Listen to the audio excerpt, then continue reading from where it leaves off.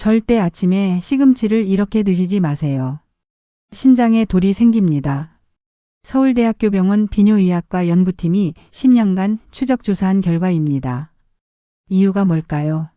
바로 시금치를 잘못 드셔서 신장에 심각한 문제가 생기는 분들이 너무 많기 때문입니다. 그런데 정작 본인은 건강을 위해 먹었다고 생각하시거든요. 그래서 지금도 많은 분들이 이렇게 생각하십니다. 시금치는 무조건 좋은 거야. 많이 먹을수록 건강해져. 하지만 이것이 위험한 착각입니다. 왜일까요? 우리 몸이 변했기 때문입니다. 더 정확히 말하면 우리 신장이 예전 같지 않다는 겁니다. 여기서 중요한 사실을 말씀드리겠습니다. 신장은 조용히 늙습니다. 소리 없이 아무런 경고도 없이 서서히 기능이 떨어집니다. 전문가들은 이것을 무증상 신기능 저하라고 부릅니다. 60살이면 젊었을 때 신장 능력의 3분의 2 정도만 작동하는 경우가 많습니다. 70이 넘으면 절반 정도로 줄어들 수도 있습니다. 상상해 보세요. 공장에서 일하는 기계가 있습니다. 20년 전에는 직원이 100명이었는데 지금은 50명밖에 안 남았어요. 그런데 일은 똑같이 들어옵니다. 어떻게 될까요? 당연히 벅차겠죠. 남은 직원들이 과로하게 됩니다. 시금치 속에는 수산이라는 성분이 아주 많이 들어 있습니다. 수산 자체는 식물이 자신을 보호하기 위해 만드는 자연 성분입니다. 문제는 이 수산이 우리 몸속에서 칼슘을 만나면 수산칼슘이라는 결정을 만든다는 겁니다. 젊고 건강한 신장은 이 수산을 빠르게 소변으로 내보냅니다. 하지만 늙고 약해진 신장은 수산을 제대로 걸러내지 못합니다. 그러면 수산이 신장에 쌓이기 시작합니다. 그리고 칼슘과 만나서 돌처럼 단단한 결석을 만듭니다.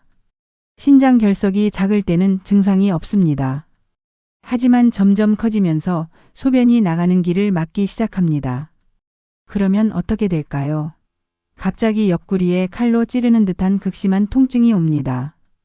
많은 분들이 출산의 고통보다 더 심하다고 말씀하십니다. 제가 오늘 여러분께 꼭 알려드리고 싶은 게 있습니다. 시금치를 포기하라는 게 아닙니다. 시금치는 정말 영양가 높은 채소예요. 다만 현명하게 드시라는 겁니다. 우리 몸 상태를 알고 주의할 점을 알고 안전하게 드시는 방법을 알면 됩니다. 오늘 제가 준비한 내용은 크게 5가지입니다. 첫 번째 음식 바로 두부입니다. 아, 잠깐만요. 제가 두부가 나쁘다고 말씀드리는 것이 아닙니다. 두부는 훌륭한 단백질 공급원이고 우리 민족이 오랫동안 즐겨온 건강식품입니다. 문제는 시금치와 두부를 함께 먹었을 때 일어나는 화학 반응입니다. 여러분, 지금 머릿속에 가장 익숙한 식탁 풍경을 그려보십시오. 시금치 나물 한 접시, 그 옆에 두부 한 모. 시금치의 아삭한 식감과 두부의 부드러운 맛이 어우러지는 그 조화. 영양학적으로도 완벽하다고 생각하셨을 겁니다. 채소로 비타민과 미네랄을 얻고 두부로 단백질을 보충하는 거죠. 심지어 많은 건강 프로그램에서도 시금치와 두부의 조합을 권장합니다. 시금치의 철분과 두부의 단백질이 만나면 흡수가 더 잘 된다고 말하죠. 하지만 신장 건강 전문가들은 전혀 다르게 말합니다. 저는 오늘 단호하게 말씀드립니다. 만약 여러분의 나이가 60을 넘으셨다면 이 조합은 신장을 2번 죽이는 최악의 선택입니다. 왜 그럴까요? 이유는 바로 수산과 칼슘이 벌이는 치명적인 만남 때문입니다. 앞서 말씀드린 대로 시금치는 수산 덩어리입니다. 생시금치 100g에는 무려 970mg의 수산이 들어 있습니다. 이것은 채소 중에서도 최고 수준입니다. 반면 두부는 어떨까요? 칼슘이 아주 풍부한 식품입니다. 두부 100g에는 약 350mg의 칼슘이 들어 있습니다. 시금치의 수산과 두부의 칼슘이 우리 몸속에서 만나면 어떻게 될까요? 즉시 수산칼슘이라는 결정을 만듭니다. 이 수산칼슘은 물에 녹지 않습니다. 그래서 신장에서 걸러지지 못하고 그대로 쌓입니다. 이것은 마치 하수구에 시멘트를 부어넣는 것과 같습니다. 시멘트는 물에 녹지 않고 그대로 굳어서 하수구를 막아버리죠. 수산칼슘도 똑같습니다. 신장에서 굳어서 돌처럼 단단한 결석이 됩니다. 나트륨이 신장의 혈관을 꽉 조여 압력을 높이면 신장은 배출해야 할 수산을 미처 내보내지 못하고 다시 몸속에 쌓이게 됩니다. 이것을 의학 용어로 수산칼슘 결정화라고 부릅니다.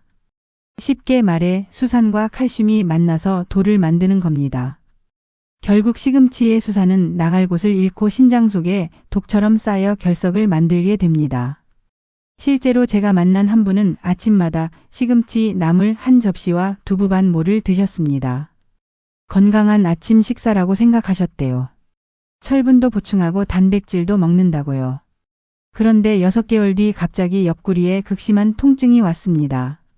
검사 결과 양쪽 신장에 각각 1.8cm와 2.1cm 크기의 결석이 발견되었습니다. 정상적으로는 결석이 없어야 하는데 거의 2cm나 되는 돌이 양쪽에 다 생긴 겁니다. 체외 충격 파쇄석술을 받아서 다행히 결석은 제거했지만 그 과정이 정말 고통스러웠다고 하십니다. 그분은 지금도 재발 방지를 위해 특별한 식단을 관리하고 계십니다. 단지 시금치와 두부를 함께 드셨을 뿐인데 평생 신장 결석 환자가 되신 겁니다. 그럼 어떻게 해야 할까요? 답은 간단합니다. 시금치를 드실 때는 두부를 절대 함께 드시지 마세요. 대신 칼슘이 적은 식품을 곁들이세요. 예를 들어 계란, 닭가슴살, 생선 같은 단백질 식품은 괜찮습니다. 이것들은 칼슘 함량이 낮아서 시금치와 함께 먹어도 결석 위험이 적습니다. 두 번째 위험한 조합 시금치와 우유. 두 번째로 절대 함께 먹으면 안 되는 음식은 우유입니다. 많은 분들이 아침에 건강을 위해 시금치 주스를 만들어 드십니다. 그리고 고소한 맛을 내기 위해 우유를 넣으시죠. 요즘 유행하는 그린 스무디도 마찬가지입니다. 하지만 이것은 신장에게는 재앙과도 같습니다. 왜 그럴까요? 우유는 칼슘의 왕이라고 불릴 만큼 칼슘이 많습니다. 우유 200ml 한 잔에는 약 220mg의 칼슘이 들어 있습니다. 생시금치 한 줌약 100g에는 970mg의 수산이 들어 있습니다. 이 둘을 함께 갈아서 주스로 만들면 수산과 칼슘이 완벽하게 섞입니다. 더 큰 문제는 이것이 액체 상태라는 점입니다. 고체 음식은 천천히 소화되지만 액체는 빠르게 흡수됩니다. 시금치 우유 주스를 마시면 거의 즉시 위장에서 수산과 칼슘이 만나서 결정을 만들기 시작합니다. 이 결정들이 혈관을 타고 신장으로 가면 그대로 쌓입니다. 정상적인 신장을 가진 젊은 사람에게는 문제가 안 될 수 있습니다. 하지만 앞서 말씀드린 것처럼 60이 넘으신 분들의 신장은 이미 기능이 20에서 30% 감소한 상태입니다. 이런 상태에서 수산 칼슘 결정이 갑자기 들어오면 신장은 감당을 못합니다. 더 큰 문제는 많은 분들이 이런 그린 스무디를 건강음료라고 생각하셔서 매일 드신다는 점입니다. 아침에 시금치 우유 주스, 점심에 시금치 샐러드, 저녁에 시금치 된장국을 드신다고 생각해 보세요. 신장은 하루 종일 수산 폭탄 세례를 받게 됩니다. 한 분은 건강을 위해 매일 아침 시금치 한 줌, 우유 한 컵, 그리고 바나나 한 개를 넣어서 스무디를 만들어 드셨습니다.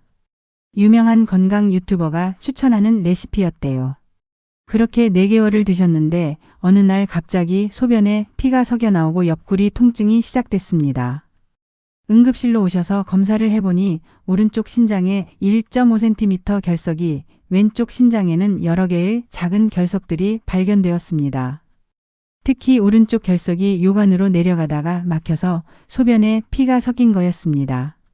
즉시 수술로 결석을 제거했지만 그분의 신장 기능은 이미 정상의 65%까지 떨어져 있었습니다. 그럼 우유는 절대 마시면 안 되는 걸까요? 아닙니다. 우유 자체가 나쁜 것이 아니라 시금치와 함께 특히 주스나 스무디로 만들어 드시는 것이 문제입니다. 만약 우유를 드시고 싶으시다면 시금치를 드신 날은 피하시고 대신 다른 날 아침이나 저녁에 한 잔만 드세요. 그리고 그날은 시금치나 다른 고수산 음식을 조심하셔야 합니다. 세 번째 위험한 조합 시금치와 치즈. 세 번째로 절대 함께 먹으면 안 되는 음식은 치즈입니다. 요즘 시금치 샐러드가 인기입니다. 생시금치에 방울토마토, 견과류, 그리고 파마산 치즈를 뿌려서 드시죠. 레스토랑에서도 흔히 볼 수 있는 메뉴입니다. 하지만 이것도 신장에는 위험합니다. 치즈는 우유보다 칼슘이 더 농축되어 있습니다. 파마산 치즈 20g에는 약 240mg의 칼슘이 들어 있습니다. 체다 치즈도 비슷합니다. 생시금치와 치즈를 함께 먹으면 역시 수산과 칼슘이 만나서 결정을 만듭니다. 더 위험한 것은 요즘 유행하는 시금치 리코타 치즈 파스타나 시금치 치즈 키시 같은 요리입니다. 시금치와 치즈가 대량으로 들어가 있거든요. 한 끼에 수산 1000mg 이상, 칼슘 500mg 이상을 섭취하게 됩니다. 이것은 신장에게 폭탄을 터뜨리는 것과 같습니다. 더 큰 문제는 많은 분들이 이런 요리를 건강식이라고 생각하신다는 점입니다. 시금치는 채소니까 건강하고 치즈는 칼슘이 많으니 뼈에 좋다고 생각하시죠. 하지만 이 조합은 신장 결석을 만드는 최고의 레시피입니다. 한 분은 골다공증 예방을 위해 칼슘을 많이 섭취하려고 노력하셨습니다. 그래서 매일 점심으로 시금치 샐러드에 치즈를 듬뿍 넣어서 드셨어요. 그리고 저녁에는 시금치 치즈 오믈렛을 자주 만들어 드셨습니다. 뼈 건강을 위한 완벽한 식단이라고 생각하셨대요. 그런데 3개월 뒤 갑자기 옆구리에 찌르는 듯한 통증이 왔습니다. 처음에는 허리 디스크인 줄 알았대요. 하지만 정형외과에 갔더니 신장 문제일 수 있다고 해서 비뇨의학과로 오셨습니다. 검사 결과 왼쪽 신장에 2.4cm 크기의 거대한 결석이 발견되었습니다. 뼈 건강을 위해 칼슘을 많이 먹었는데 오히려 신장에 돌이 생긴 겁니다. 수술로 제거했지만 재발 가능성 때문에 지금도 식단 관리와 정기 검사를 받고 계십니다. 그럼 치즈도 먹지 말아야 할까요? 아닙니다. 치즈는 좋은 단백질과 칼슘 공급원입니다. 단지 시금치와 함께 드시는 것이 문제입니다. 치즈를 드시고 싶으시다면 시금치를 드시지 않은 날 다른 샐러드와 함께 적당량만 드세요. 그리고 절대 시금치 요리에 치즈를 넣지 마세요. 절대 이렇게 조리하면 안 되는 방법. 이제 두 번째 주제로 넘어가겠습니다. 시금치를 절대 이렇게 조리하면 안 되는 방법입니다. 많은 분들이 시금치를 어떻게 먹느냐는 중요하지 않다고 생각하십니다. 어차피 시금치는 시금치니까요. 하지만 이것은 큰 오해입니다. 시금치를 어떻게 조리하느냐에 따라 신장에 미치는 영향이 완전히 달라집니다. 첫 번째로 절대 하시면 안 되는 조리법은 생으로 드시는 겁니다. 많은 분들이 건강을 위해 시금치를 샐러드로 드십니다. 생채소가 영양소 파괴가 없어서 더 좋다고 들으셨을 겁니다. 하지만 시금치만큼은 절대 생으로 드시면 안 됩니다. 왜 그럴까요? 생시금치에는 수산이 그대로 다 들어 있습니다. 100g당 970mg입니다. 이것은 엄청난 양입니다. 하루 수산 섭취 권장량이 50mg 이하인데 생시금치 100g만 먹어도 거의 20배를 섭취하는 겁니다. 더 큰 문제는 생시금치는 부피가 크지 않아서 많이 먹게 된다는 점입니다. 샐러드로 한 접시 먹으면 200g은 거뜬히 넘어갑니다. 그러면 수산을 거의 2000mg 가까이 섭취하게 됩니다. 이것은 신장에게 충격파를 날리는 것과 같습니다. 한 분은 다이어트를 위해 매일 점심으로 생시금치 샐러드를 드셨습니다. 드레싱은 올리브 오일과 레몬즙만 사용하는 건강한 샐러드였대요. 그렇게 2개월을 드셨는데 어느 날부터 소변 볼 때 통증이 느껴지고 소변 색깔이 탁해지기 시작했습니다. 검사를 해보니 소변에서 수산 칼슘 결정이 대량으로 발견되었습니다. 아직 큰 결석으로 뭉치지는 않았지만 방치하면 곧 결석이 될 상태였습니다. 다행히 빨리 발견해서 식단을 바꾸고 물을 많이 마셔서 예방했지만 조금만 늦었으면 큰일 날 뻔했습니다. 두 번째로 절대 하시면 안 되는 조리법은 시금치 주스를 만드는 겁니다. 요즘 건강 주스, 디톡스 주스가 유행입니다. 시금치를 다른 채소, 과일과 함께 갈아서 주스로 만들어 드시죠. 하지만 이것도 생시금치만큼이나 위험합니다. 왜 그럴까요? 주스로 만들면 시금치를 더 많이 섭취하게 됩니다. 생으로 먹으면 한 줌 정도밖에 못 먹지만 주스로 만들면 두세 줌을 한 번에 마시게 됩니다. 게다가 액체 상태라서 흡수가 빠릅니다. 수산이 단시간에 대량으로 혈관으로 들어가서 신장에 도달합니다. 특히 아침 공복에 시금치 주스를 마시면 더욱 위험합니다. 위장이 비어 있는 상태라서 수산이 더 빠르게 흡수되거든요.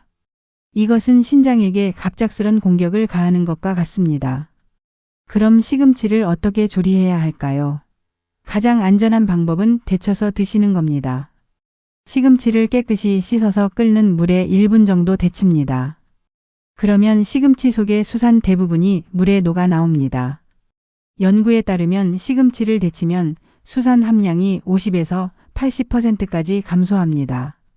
생시금치의 970mg이었던 수산이 데친 후에는 200에서 500mg으로 줄어드는 겁니다. 이 정도면 훨씬 안전합니다.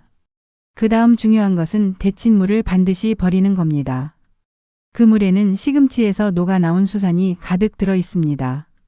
어떤 분들은 영양소가 아까워서 데친 물을 국물로 사용하시는데 절대 하시면 안 됩니다. 수산을 그대로 드시는 셈이니까요. 데친 시금치는 물기를 꼭 짠 다음 무쳐서 드시면 됩니다. 이렇게 하면 시금치의 영양소는 대부분 보존하면서 위험한 수산은 대폭 줄일 수 있습니다. 데친 물을 버리는 것이 아깝다고 생각하실 수도 있지만 여러분의 신장을 생각하면 반드시 버려야 합니다. 시금치를 안전하게 먹을 수 있는 비법. 이제 세 번째 주제입니다. 시금치를 안전하게 먹을 수 있는 비법. 지금까지 이건 먹지 마라, 저것 하지 마라 하는 이야기만 들으셨으니 답답하실 겁니다. 그럼 도대체 어떻게 먹어야 하는 거냐고 물으실 겁니다. 지금부터 그 비법을 알려드리겠습니다. 첫 번째 비법은 양을 조절하는 겁니다. 60세 이상이신 분들은 하루에 시금치를 100g 이상 드시면 안 됩니다. 100g이 어느 정도냐고요? 데친 시금치 나물로 작은 접시 하나 정도입니다. 생시금치로는 한 줌 반 정도예요.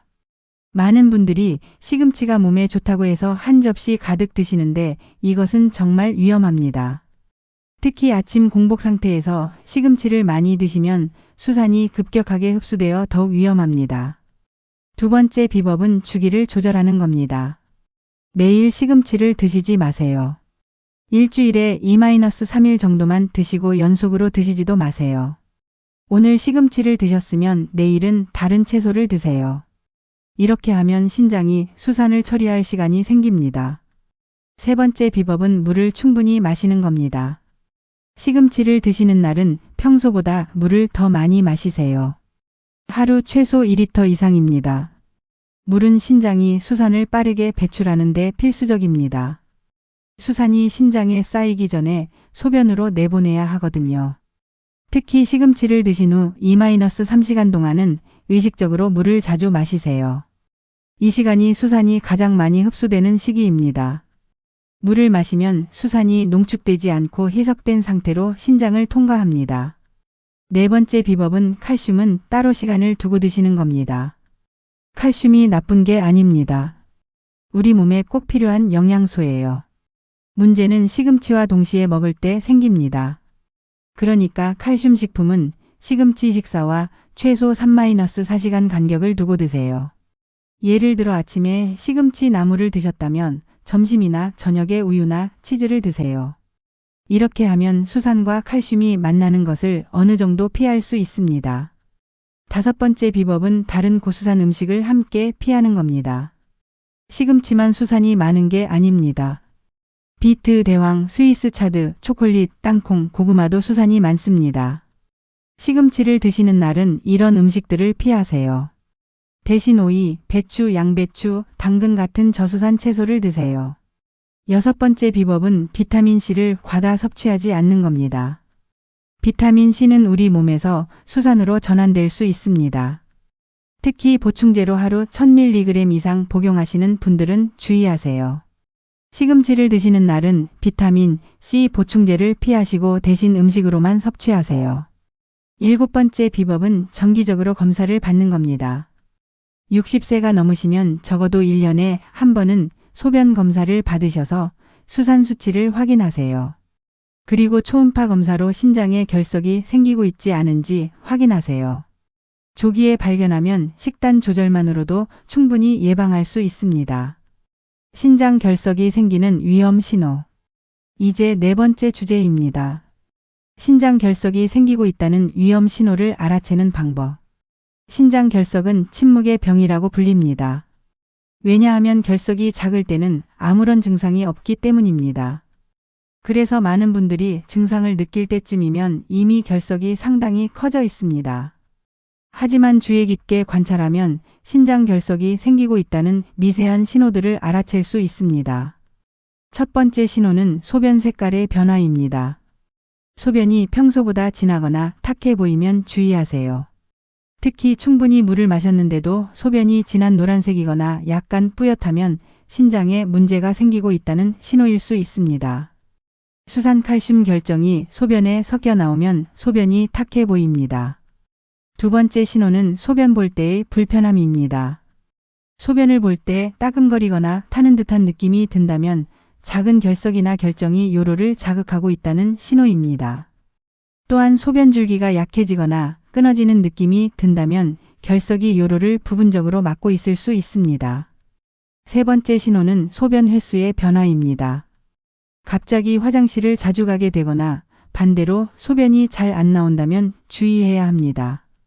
특히 밤에 소변 때문에 자주 깬다면 신장이 제대로 일하지 못하고 있다는 신호일 수 있습니다. 네 번째 신호는 옆구리나 허리의 둔한 통증입니다. 갑자기 찌르는 듯한 극심한 통증이 오기 전에 먼저 은은한 불편함이 옵니다. 허리가 결리는 것 같기도 하고 옆구리가 묵직한 것 같기도 합니다. 이것을 단순히 피로나 근육통으로 생각하고 넘기는 경우가 많은데 사실은 작은 결석이 신장을 자극하고 있는 것일 수 있습니다. 다섯 번째 신호는 소변에 피가 섞이는 것입니다. 눈으로 보이는 선홍색 피가 아니어도 됩니다. 소변이 약간 분홍빛을 띠거나 갈색을 띈다면 미세한 출혈이 있다는 뜻입니다. 결석이 요로를 긁으면서 지나갈 때 이런 증상이 나타납니다. 여섯 번째 신호는 메스꺼움과 구토입니다. 신장 결석이 생기면 신장 주변 신경이 자극을 받아서 메스꺼움을 느낄 수 있습니다.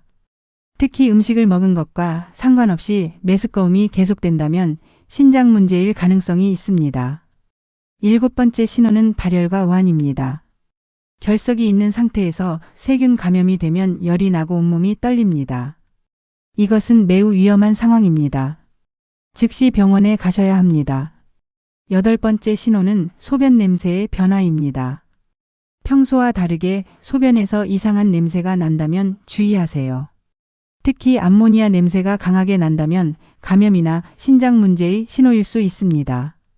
조기에 발견하면 약물이나 식단 조절로 충분히 치료할 수 있습니다. 이미 신장 결석을 경험한 분들을 위한 식단. 마지막 다섯 번째 주제입니다. 이미 신장 결석을 경험하신 분들을 위한 특별한 식단 관리법. 혹시 이미 신장 결석으로 고생하셨거나 결석 제거 수술을 받으신 분들이 계실 겁니다. 이런 분들은 더욱 엄격하게 식단을 관리하셔야 합니다. 왜냐하면 신장 결석은 재발률이 매우 높기 때문입니다. 수산을 철저하게 제한하는 겁니다. 하루 수산 섭취량을 50mg 이하로 유지하세요. 시금치는 당연히 피해야 하고 비트, 대왕, 스위스 차드, 초콜릿, 땅콩, 고구마도 모두 피하세요.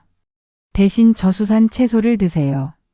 오이, 배추, 양배추, 브로콜리, 양상추, 당근, 가지, 호박 같은 채소들은 수산이 적습니다. 이런 채소들로 충분히 영양을 섭취할 수 있습니다. 건강한 신장으로 오래오래 행복하게 사시길 바랍니다. 긴 시간 함께 해주셔서 진심으로 감사드립니다. 여러분 늘 건강하세요.